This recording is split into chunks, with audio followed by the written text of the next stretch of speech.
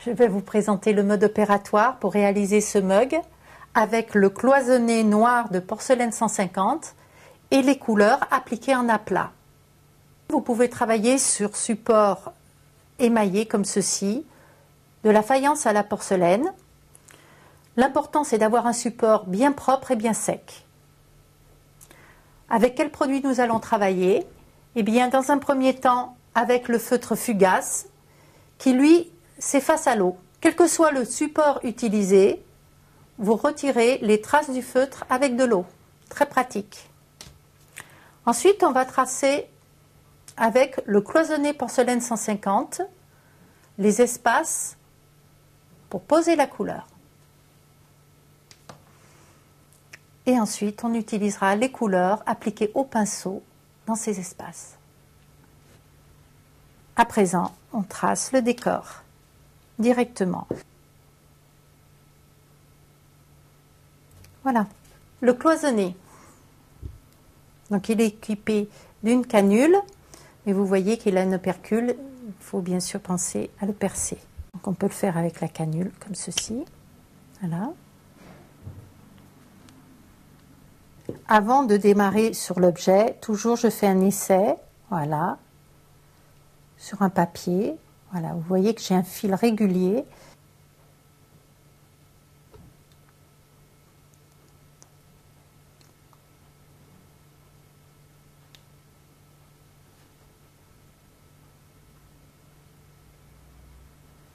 Vous voyez qu'ici, j'ai une petite erreur, pas de souci, toujours avec le coton-tige. Je viens retirer l'erreur. Vous voyez qu'il faut avancer en écoutant le fil de la matière qui vient se poser sur la tasse. Si vous avancez trop vite, forcément le fil va se couper. Si vous avancez trop lentement, vous aurez des paquets. Ensuite, on va attendre le séchage une demi-heure avant d'appliquer à l'intérieur des surfaces définies. Voilà, toujours remuer les couleurs, ne jamais les secouer, hein, jamais.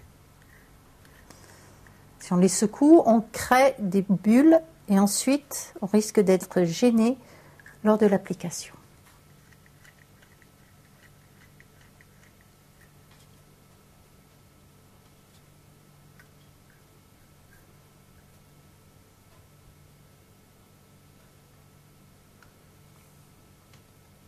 Vous voyez, vous avez une belle palette de couleurs là, et on va les appliquer. Je vous invite à prendre un pinceau très souple, vous voyez, sec surtout, hein, le pinceau. Et ici, on va remplir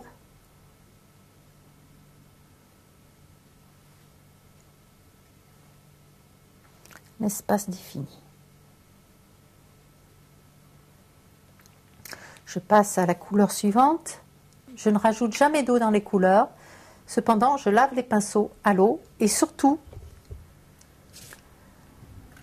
j'essuie le pinceau afin de retirer l'eau. Vous voyez que je ne tire pas trop sur la couleur, je la pose, hein, donc je charge en couleur. Hein. Alors, c'est important de travailler à peu près sur la même surface horizontale comme ceci. Pourquoi?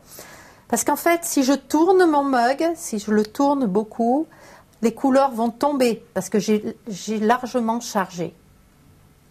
Donc, je vais faire les 3 pièces comme ceci et ensuite, je vais attendre le séchage en surface. J'attends 10 minutes. Et ensuite, je peux tourner le mug. Les couleurs ne couleront plus. Vous voyez, les couleurs sont très belles. Hein. Elles sont très brillantes et resteront brillantes. Même après cuisson, les couleurs restent les mêmes.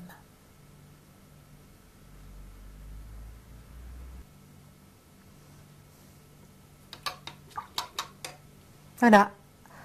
À présent, je vais attendre 24 heures de séchage. Pourquoi? J'ai travaillé mes couleurs en épaisseur, le cerne relief. Donc tout ça, ça a besoin de sécher. Ce sont des produits à l'eau.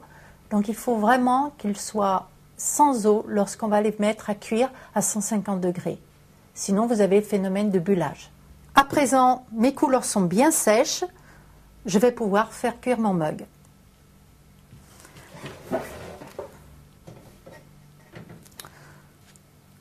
Je rentre mes pièces dans le four et je pense à mettre le thermomètre de four pour bien vérifier la température. Pourquoi?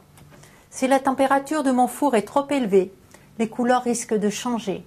Si par exemple la température est au-dessous de 150 degrés, elles auront moins de tenue au lave-vaisselle. Donc, on va mettre le thermomètre, on va monter à 150 degrés. Une fois que la température sera stable, on comptabilisera 35 minutes. Mon mug est prêt, je peux l'utiliser et il passe même au micro-ondes.